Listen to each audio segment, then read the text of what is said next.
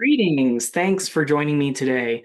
My name is Dr. Adam Cobb. I'm a member of the CUSAT team and sort of the resident fungi nerd. I wanted to share just five really brief slides over the next few minutes, kind of answering this question, why are fungi so fantastic? And I'm just going to jump in here and say, I want to start with the idea that the public is really interested in fungi. They're very interesting. They affect our lives in numerous ways. And you can see things like Merlin Sheldrake has written this amazing book called Entangled Life, where he has really revealed how fungi make such a difference in our world. There's also a great documentary called Fantastic Fungi. It's available in many places for you to watch for free, and I highly recommend because it gives you this big picture. Now, the researchers have zeroed in on more specific aspects, and I've highlighted three different papers here that are very interesting related to how soil microbes in general, but especially fungi, are so involved in the carbon cycle, right? In stabilizing carbon, slowing it down so that it can really improve our soil's resiliency and what we could generally call soil health, right? And we're also interested in taking this excess carbon from our atmosphere and putting it somewhere. Historically, soils have been a huge reservoir for carbon, and the fungi are the biggest influences on that after plants.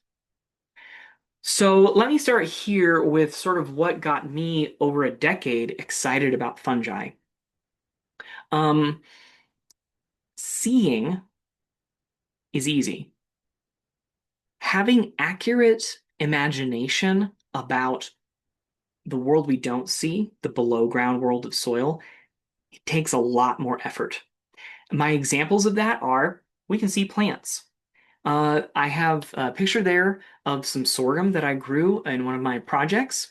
And then I also have a picture above ground of the fruiting body of a fungi. This is the famous fly agaric or Amanita muscaria, very popular in art and folklore. Both of these above ground components have a below ground world that they're attached to.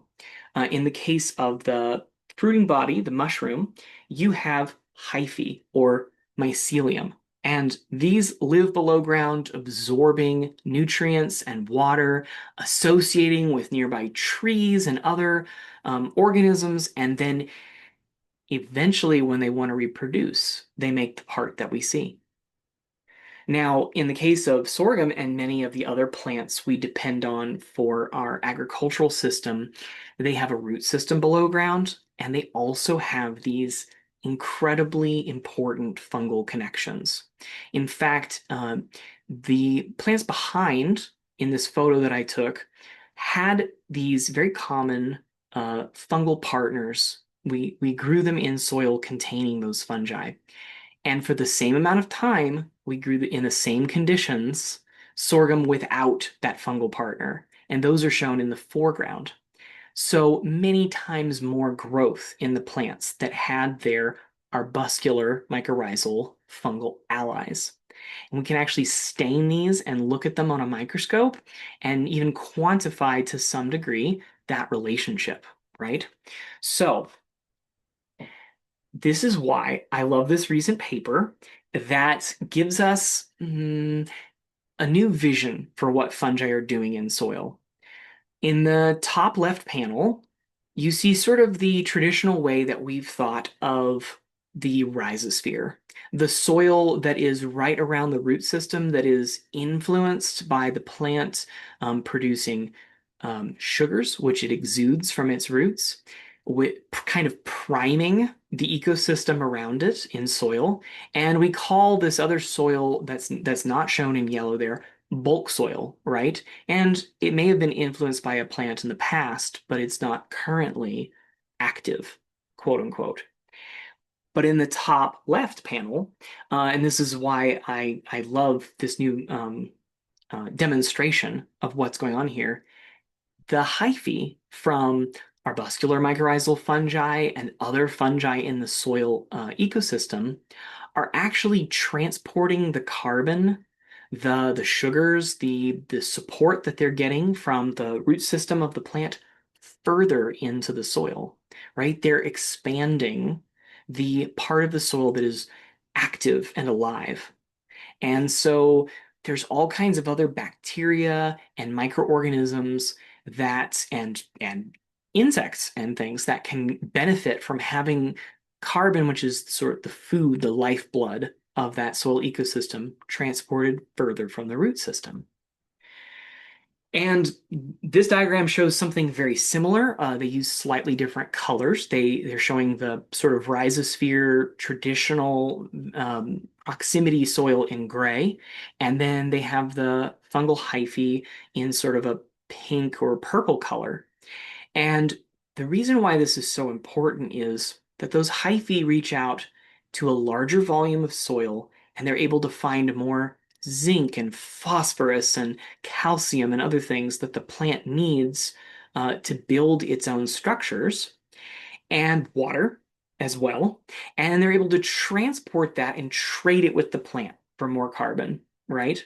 And so that's why I've shown this Wiki Commons photograph.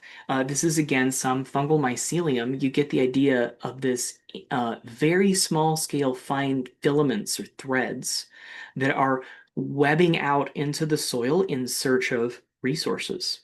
Resources that they often share with a plant host partner and resources that they transport deeper into the soil to prime bacteria and other organisms.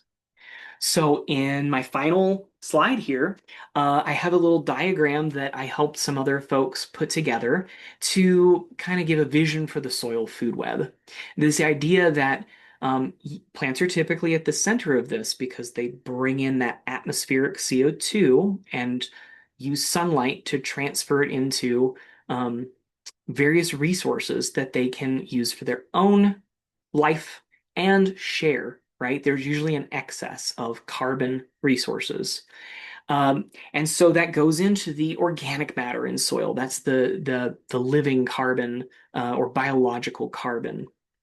And it goes into the earthworms and the fungi and the protozoa and the microfauna like tardigrades and even the viruses in that system. Everything has an amazing cross connection. And this is the below ground story that is sort of the hidden half of nature.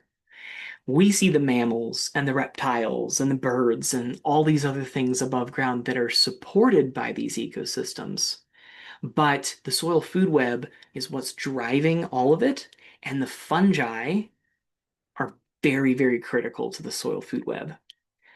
So in the picture on the right, I have something from a soil and water conservation group where they did a test of two different soils.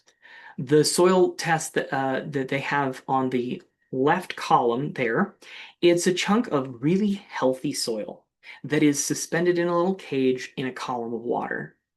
And this soil would have been treated with better agricultural practices, maybe less tillage or things that are actively harmful to fungi. And so it's the embodiment of this whole concept. The fungi have brought the carbon into the soil, shared that resource with other microorganisms.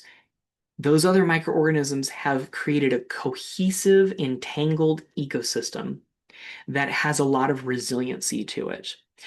Everything works together. The plants are the driving force of the carbon input. The fungi transport the carbon, transport the resources back to the plant. And you end up with this amazing, true living soil. The column on the right-hand side of this picture on the right is soil that was probably treated in a very typical way. It was tilled. Maybe fungicides or herbicides or insecticides were applied quite a bit in this system, right? It was grown in a with maybe like a monoculture of corn or wheat or some other crop year after year, and they're turning it into dirt, right? The fungi have been lost, the cohesion has been lost, and that inflow and outflow of carbon and other resources into the system has been interrupted. And as a result, you have the minerals, but you don't have as much life. You don't have as much of this stable, like slow carbon in the system. And it falls apart when you put it in water, right? It lacks the resiliency and the stability that we're looking for. And so, this is my way of demonstrating that fungi go all the way from an interesting subject with interesting applications across the world to the actual foundation of our biosphere, the thing that is holding together all of these ecosystems from the things that we don't see all the way to the above ground components that we do see. I want to thank everybody for tuning in for these few minutes. And, I hope that I've answered the question, why are fungi so fantastic? And I hope that you look into them further after this. Cheers.